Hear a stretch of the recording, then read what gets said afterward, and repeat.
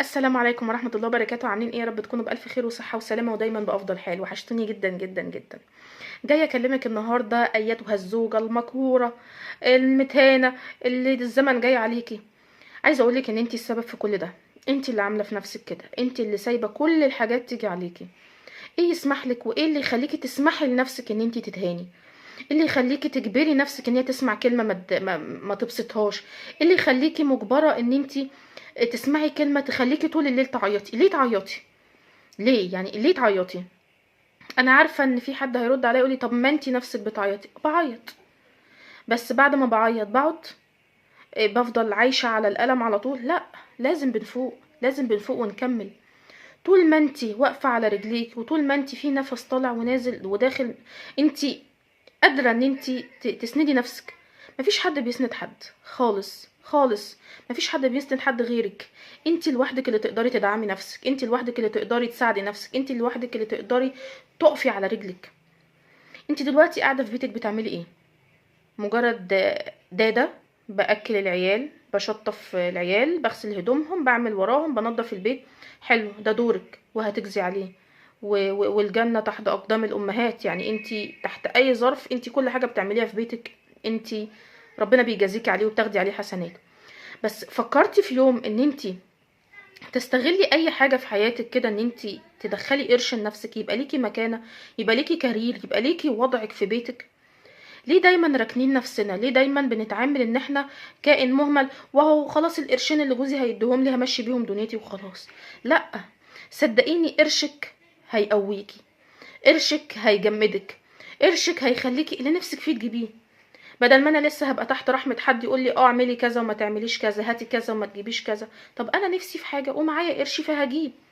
فانتوا ليه يا جماعة بتعملوا كده في نفسكم؟ ليه دايما سايبين نفسكم تحت رحمة وتحت تحكم غيركم؟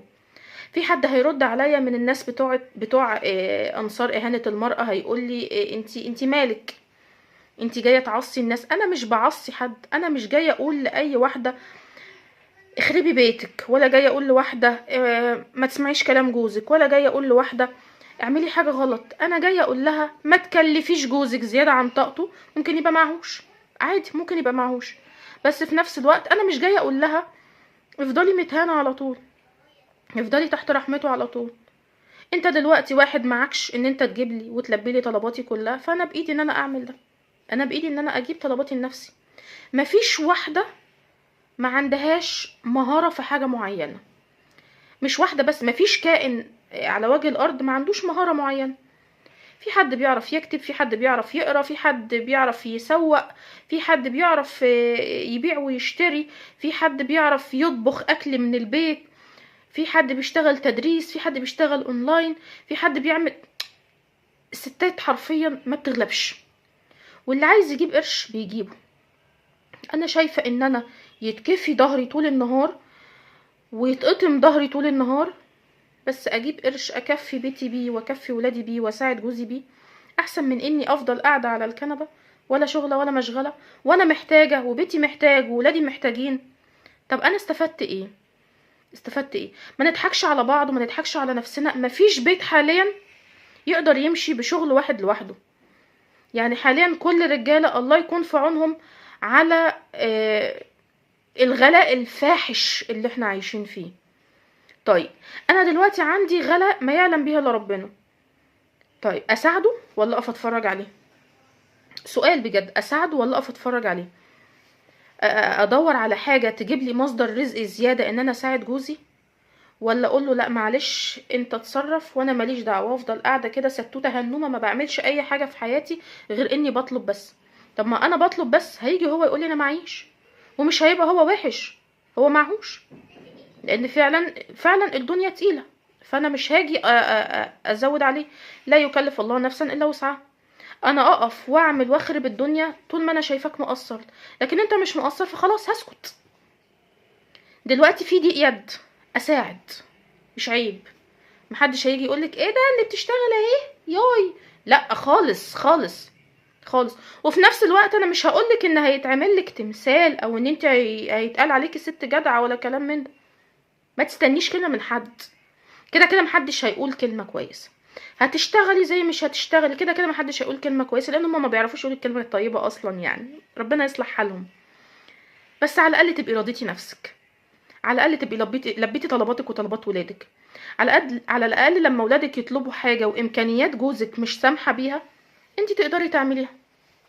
دي يعني منتهى الشطاره على فكره، دي مش حاجه غلط، بالعكس.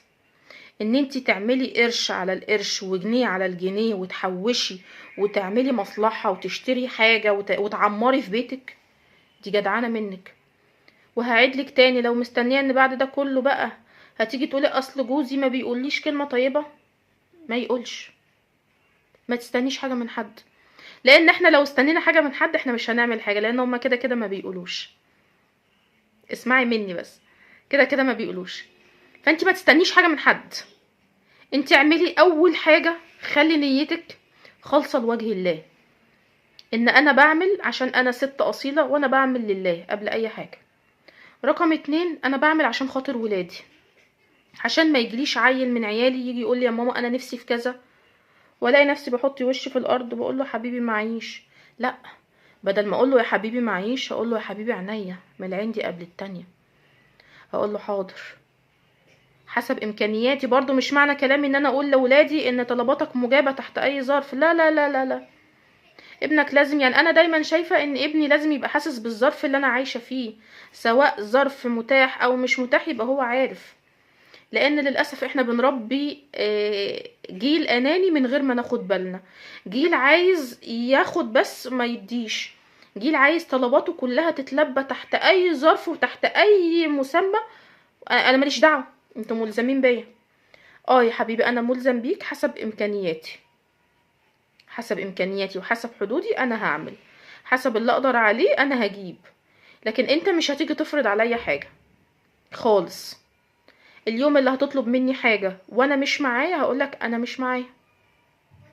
انا مش هستلف عشان اجيب لك حاجه حلوه، مش هستلف عشان اعمل لك حاجه مش مقدرتي، خالص خالص، على قدي همشي. بس في نفس الوقت اكون انا عامله اللي عليا. حرام بجد الستات اللي انا بشوفهم واقفين يتفرجوا من بعيد، الاقي جوزي واقف بيلف حوالين نفسه زي النحله الدايخه كده من هنا لهنا لهنا، وانا واقفه اتفرج عليه. ها جبتلي فلوس؟ ها عملت؟ طب انتي عملتي ايه؟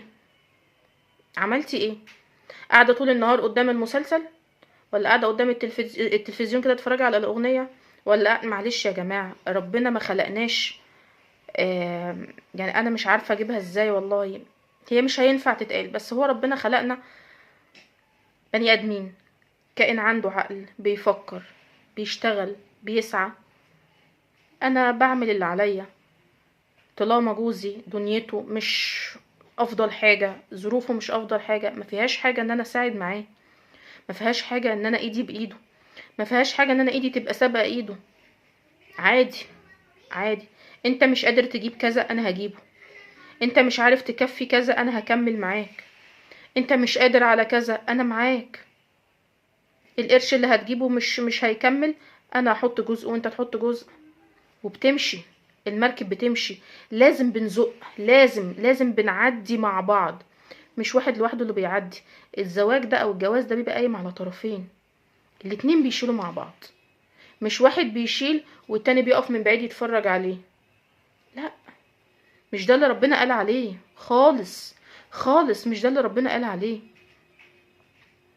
الرحمة حلوة، العقل حلو، نشغل دماغنا، اشتغلي في اي حاجة، اسعي في اي حاجة، دوري على اي حاجة، افرقي كده، وطول ما انتي قاعدة فكري فكري. طول ما انتي بتفكري هتستنتجي حاجات، صدقيني. طول ما انتي بتفكري هتلاقي نفسك وصلتي لحاجات معينة، لكن طول ما انتي راكنة نفسك ولا هتعملي حاجة خالص. وحطي دايما في بالك ان الايد الشقيانة شبعانة. ايوه، الايد الشقيانة شبعانة. طول ما انا شقيانة وبشتغل وبسعى وبنحت، انا بكفي نفسي. هو انا عايزة ايه اكتر من كده؟ بكفي نفسي. يا اما ستات جوازتهم يعني عندهم مرض معين او اي حاجة ولا كلام من ده، هم خلاص بيشيلوا الليلة. يا اما ستات جوازتهم شغالين وعاملين اللي عليهم ودنيتهم ضيقة، خلاص ستاتهم معاهم. ياما ستات رجالتهم اصلا فشلة، وبعتذر على كلمة فشلة دي، بس فعلا في رجالة مش قادرة تشيل مسؤولية، ما بيشيلوش مسؤولية، هم عايزين واحدة تصرف عليهم. وللأسف في الزمن ده بقى فيه كتير، وبعتذر ان انا بقول على واحد زي كده راجل يعني. بس انا ساعتها هقولك اشتغلي وتعبي واسعي واعملي كل حاجة، بس ما تكمليش معاه. خدتي بالك اللي انا قلته ايه؟ ساعتها هقولك فكري ودبري واسعي وخططي واشتغلي وتعبي وهاتي فلوس، بس ما تكمليش مع جوزك. ليه؟ انت كراجل ربنا خلقك عشان يبقى معاك القوامة، عشان تبقى مسؤول عن بيت. لكن ان انت تبقى راجل بصحتك وبعافيتك وقاعد لواحدة ست تصرف عليك وتأكلك وتكفي لك احتياجاتك، يبقى انت كده فقدت معنى الرجولة. ومعنى ان انت فقدت الرجولة، او اللي هو المعنى العام للرجولة، يبقى انت خلاص كده ما ينفعش تبقى زوج.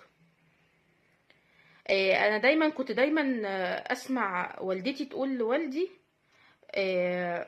انا لو جالي 1,000,000 جنيه من بره، الجنيه اللي انت بتجيبهولي بيبقى احسن منهم كلهم. وده حقيقي. لما اتجوزت انا كنت دايما بسمع الكلمة دي، بس اللي هو عادي بقى يعني، اي كلام. لما اتجوزت وبقى عندي بيت، فهمت الكلمة دي معناها ايه. مهما اهالينا جابوا لنا حاجات، مهما اهالينا كفونا، مش زي القرش اللي جوزك جايبهولك. بجد مش زي القرش ومش زي الجنيه اللي جوزك بيصرفوا عليكي. كون ان انتي حاسه ان انتي مسؤوله من راجل، والراجل ده بيصرف عليكي وبيشوف طلباتك وبيشوف احتياجاتك وبيشوف طلبات ولاده وبيشوف طلبات بيته، ويجي اول كل شهر كده يقولك احنا محتاجين كذا وكذا وكذا وكذا، يلا ننزل نجيبه، يلا مش عارف ايه. انت حاسه ان في حد انت مسؤوله منه، في حد انت راميه الحمل عليه، في حد انت مسنوده عليه. لكن لما تبقى انت كشخص فقدت كل الحاجات دي، يبقى انت كده لا تستحق لقب زوج، لا تستحق لقب رجل. يبقى بلاش منك. خدتي بالك بقى الجمله جايه ازاي؟ هتشتغلي وهتتعبي وهتخططي وهترسمي وهتكرري وهتنفذي وهتجيبي قرش وهتتعبي، هتتعبي قوي قوي قوي قوي قوي. بس على قد تعبك على قد ما هترتاحي. لكن ان انا اقعد ما بعملش حاجه في حياتي غير اني قاعده كده واتفرج على اولادي وهم محتاجين، واتفرج على جوزي وهو مش عارف يكفي بيته عشان ظروف الحياه وعشان الغلا اللي هو فيها، وابقى انا قاعده سوري ما بعملش حاجه. مش عايزه اقول ماليش لازمه، لان اكيد مفيش واحده ملهاش لازمه. انت كده كده قاعده في البيت بتقضي ولادك وبتقضي طلبات ولادك وبتقضي طلبات بيتك وجوزك والكلام ده كله. لكن ان انت مالكيش لازمه، لا، مفيش واحده ملهاش لازمه. بس ان انا ابقى بايدي اعمل حاجه وما اعملهاش، لا لا، مفيش واحده ما بتعرفش تعمل اي حاجه. افركي، فكري، جربي، شوفي انت تقدري تعملي كروشيه ولا لا، تقدري تشتغلي اونلاين ولا لا، تقدري تنزلي تشتغلي في اي مكان، اي شركه، اي محل، اي مصنع، اي حاجه. الشغل مش عيب، الشغل مش عيب، الحوجه هي اللي عيب، مد الايد هو اللي عيب. وحطي في بالك اوعي تتعودي ولا تعودي ولادك على السلف. السلف ده حاجه مهينه جدا، وحاجه يعني ربنا ما يحكمها على حد. انا بشوفه قبل اي حوار هو تعود. ياما ناس بيبقى معهمش بس هم عندهم عزة نفس، وياما ناس بيبقى معاهم بس هم اصلا متعودين على كده. بيبقى بصراحة حاجة صعبة قوي. انا ليه استلف؟ على قدي امشي، على قدي امشي، لكن انا ليه امد ايدي لغيري؟ لا. يعني انا لو مش هاكل ومش هشرب مش هستلف. والله لو لقمة عيش بشوية ملح وهقضي بيها يومي، لكن ما استلفش. استلف ليه؟ استلف ليه يا جماعة؟ الناس اللي بتمد ايديها، مش بحكم عمومي، انا مش بحكم عمومي، بس في ناس بتمد ايديها في تفاهات. يعني في ناس واخده على السلف لدرجه ان هي تستلف عشان تجيب شيبسي وكاراتيه وحلويات وحاجات تافهه. لا، انا استلف ده لا قدر الله لا قدر الله في كارثه كبيره كده، اللي هو لا قدر الله حد مريض ومش قادر اعمل اي حاجه غير اني لازم اتصرف. لا قدر الله حد عنده كارثه كبيره كده ولازم اتصرف له. لكن استلف عشان حاجات تعدي؟ لا.